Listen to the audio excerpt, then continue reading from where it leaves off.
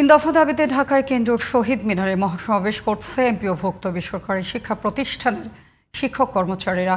এদিকে আন্দোলনরত শিক্ষকদের জন্য ৫% বাড়ি ভাড়া বৃদ্ধি যথেষ্ট নয় বলে জানিয়েছেন বিএনপির যুগ্ম মহাসচিব শহীদ উদ্দিন চৌধুরী অ্যানি।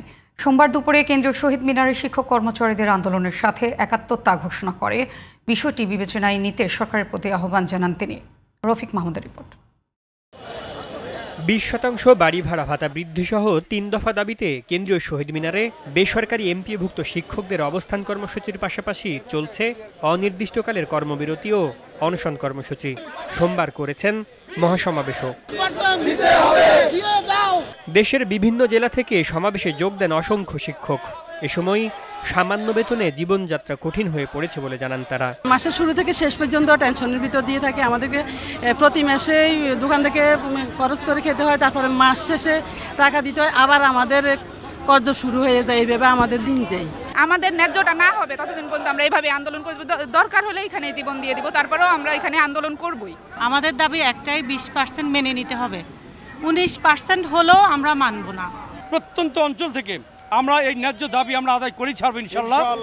এই দাবি নিয়ে আমরা দেশে ঘরে ফিরতে চাই। দাবি মেনে প্রজ্ঞাপন জারি না হওয়া পর্যন্ত আন্দোলন চালিয়ে যাওয়ার হুঁশিয়ারিও দিয়েছেন আন্দোলনরত শিক্ষক কর্মচারীরা। আমরা 5 নেব না, 10 নেব না, 20% না দেওয়া পর্যন্ত আমরা ঘরে ফিরে যাব না।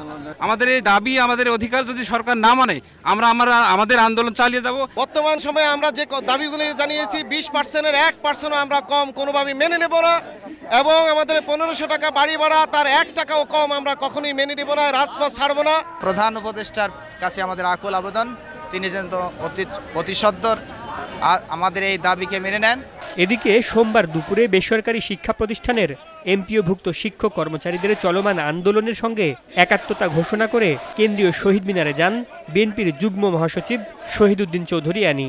জানান, ক্ষমতা এলে বিএনপি শিক্ষার আধুনিকায়ন সহ বেসরকারি এমপিওভুক্ত শিক্ষকদের জাতীয়করণ করবে। আপনাদের আন্দোলনকে, আপনাদের সম্মানকে আমরা বিএনপি যথেষ্ট মূল্যায়ন করছি, মূল্যায়ন করব, এবং আগামী দিনে জাতীয়করণের মধ্য দিয়ে আপনাদেরকে আমরা নিশ্চিত করতে চাই আমরা আপনাদের সঙ্গে থেকেই কাজ করব।